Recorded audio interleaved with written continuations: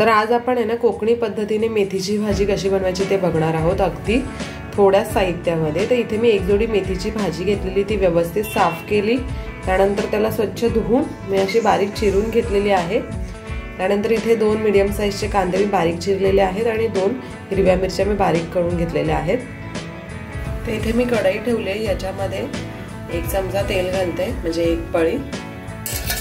तेल गरम झालंय, यामध्ये आपण आहे ना आधी हिरव्या मिरच्या घालूया, म्हणजे तिखटपणा भाजीला लागतो चांगला।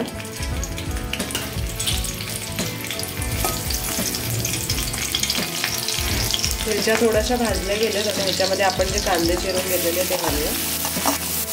मला चांगलं लालसर होईपर्यंत भाजून घ्यायचंय।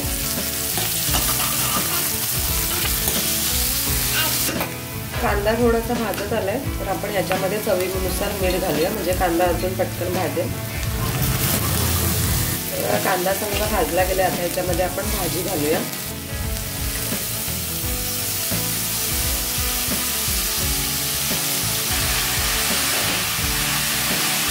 छान असं एकजीव करून घ्यायचंय हे।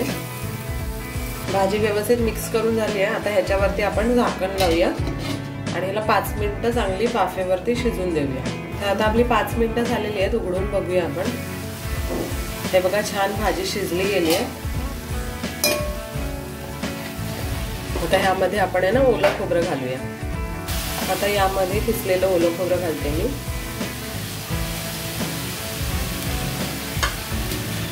हे बघा चांगलं मिक्स करून घेऊया। बघा ओलं खोबरं घातल्यावर छान असे 1-2 मिनिटं आपल्याला ही परतून घ्यायचे।